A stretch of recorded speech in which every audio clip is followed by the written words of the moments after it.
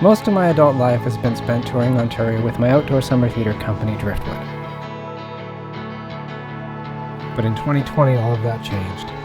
I continue to work with Jeremy because it was just so essential to who I was becoming as an artist. It also allowed me to have a number of really wonderful conversations with somebody who was like-minded. After 2 years of no shows and no travel, I decided it was time to hit the road. One thing I learned through the wonderful experience with Driftwood was to start a journal. I knew I'd forget specifics of details of locations and places I'd want to revisit. That's definitely one thing I still kick myself about. Join me as I head out on my bike to reconnect with the people and places that I've come to love over the past 25 years. Along the way, we'll visit some of my favorite performance sites, meet with local business owners, and talk to some of the artists who've shared the road with me. Oh, and of course there'll be a little Shakespeare because he and I go way back.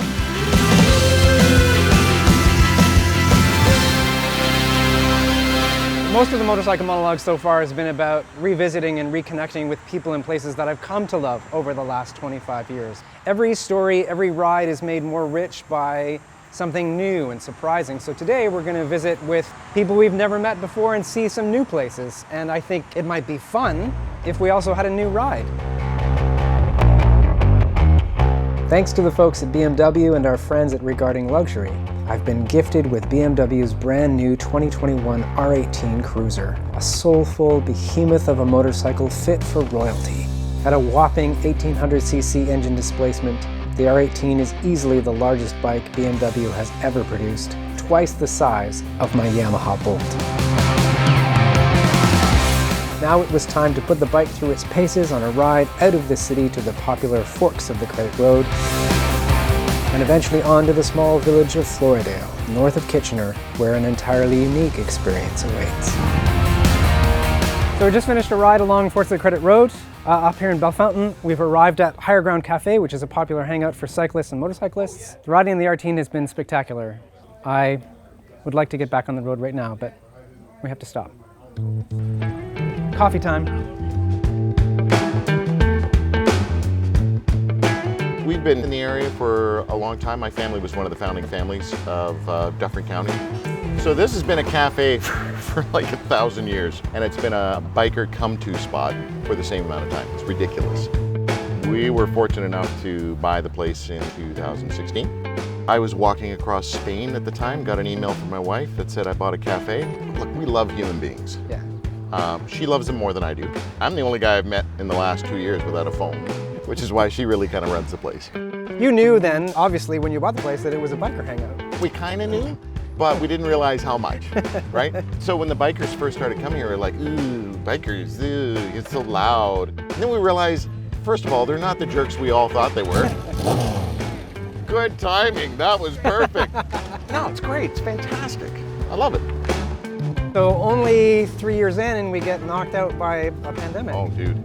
Look, when you own a business, you're on call 24/7, everybody knows that. Yeah. So it weighs, but holy cow, compared to so many others, dude, we're fine. Yeah. And thankful, crazy thankful that people are still coming here.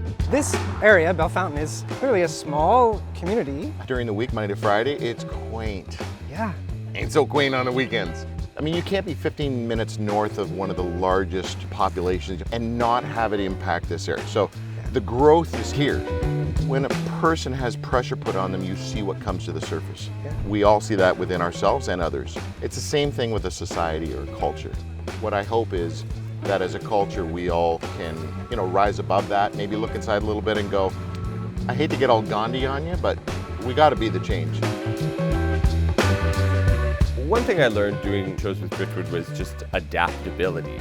Especially as a young actor, you really want to be like in control. And with Driftwood, there are so many things that are not in your control. The weather and sound and people. What is in your control is your work. You give the show every night, regardless of all the other elements.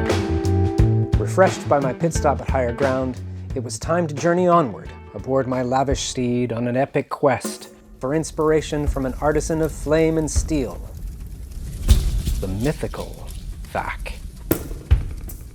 I just appreciated, love the sense of life that's in this building. You've been here for a while, yeah? Yeah, it's like going on 30 years, I think. I think it was 92 or 93 when I first started renting the one portion of the shop. And then after 10 years, I bought the building and started renovating or thakifying. When I started out, I started blacksmithing, and then very quickly I got into a reenactment group and started fighting with wooden swords, and we were dressing up in armor. And everybody had a character name. I picked the name Thak.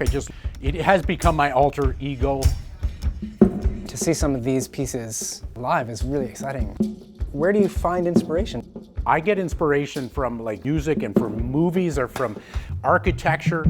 When this first started happening, I was a metalhead. That got me into reading. I read the Rime of the Ancient Mariner because of Iron Maiden. But I was also already reading history, and I was already interested in art. We could look at the piece downstairs. I've had this in various churches and galleries and stuff like that, and people find it a very powerful piece. So I was trying to nail that down, facial expression and hand expression, to see how much life I could put into a piece. To me, good art should evoke questions in your mind, that you start your own narrative of what's actually going on there. Like, you feel that in your space, that there are questions and mysteries, and so much of you is here. I worked with a guy for 5 years who was like a master blacksmith, and he was really good. So I got my formative years, my basic training. The armor has all been basically self-taught. Armor and sculpture, to me, the line is very fuzzy. Like, in fact, there is no line. It just gradiates from one to the other. And then in addition to that, there's the teaching. And I teach blacksmithing, I teach armoring, I teach bladesmithing and stuff like that. And so the last year and a bit, has there been much of a shift or a change for you? It's not like I was a restaurant or a hairdresser or something where I'm directly hands-on. Teaching, that was a hiatus that basically for a year, I've been teaching for 18 years straight, but it's all been manageable. My entire business life has always been, it's never been a straight and narrow where things were just falling into place. It was always coming off the rails anyway, so this last year was no different.